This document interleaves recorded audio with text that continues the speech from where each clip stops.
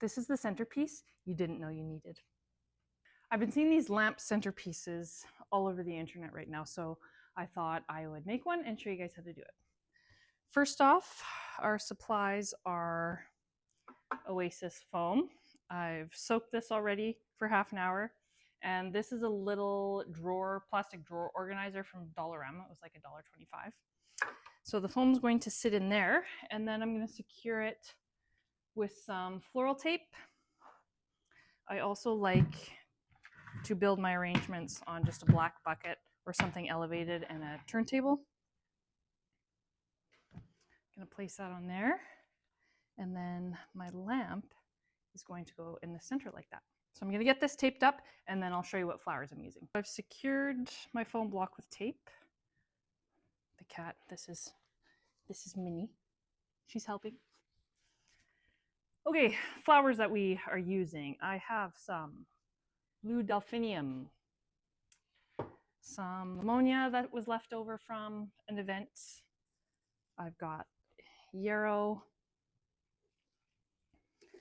some little mini carnations that are left over from another event, fresh scabiosa that was grown in my mom's garden, a few roses.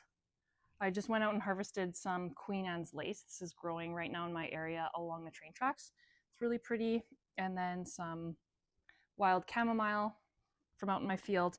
And then for greens, I have little bits of forsythia bush that I foraged, as well as some leftover sea holly that I have from event.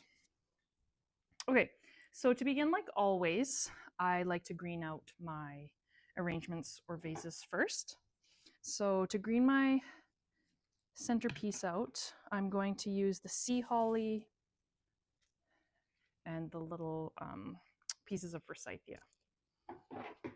So I'm just gonna take my pieces, hold it up to my block to see kind of what length I want, and then I'm just simply gonna place it in. When you're working with this Oasis foam, you want to make sure that you're not poking a bunch of holes in it. So literally, when you stick it into the foam, that's where you're going to want to leave it.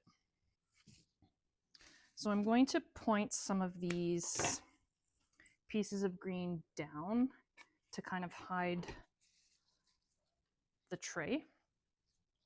And then I'm just going to be turning it kind of as I go along, making sure I'm filling as many spaces as possible. I'm going in at different angles, if you can see that, because I do not like a flat, bunchy arrangement. I like to have movement and different heights in my floral arrangements. Minnie, you're kind of, I know you're wanting to help, but you're kind of in the way. So just turning it. I always like to stand back too to get a bigger visual of what I'm doing, and so I can kind of see how my shape is looking. Okay, you have to go down. Your tail's knocking everything over. I love you, but then I can go in with some sea holly to also fill some spaces.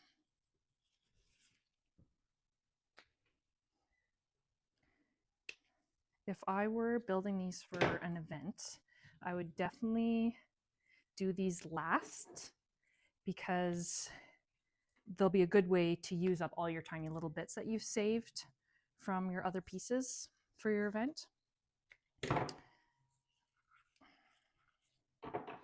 So I definitely wouldn't be cutting full stems of flowers and using those first. Excuse me.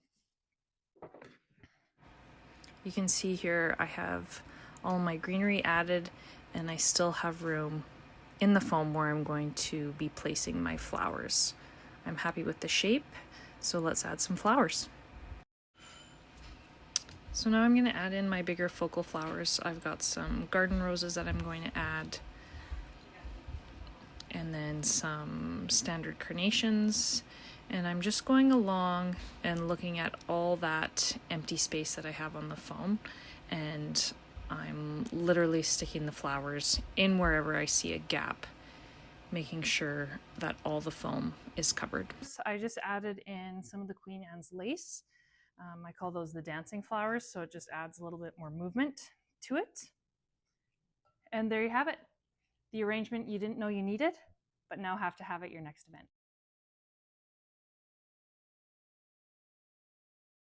If you like this video, please subscribe and follow along for more.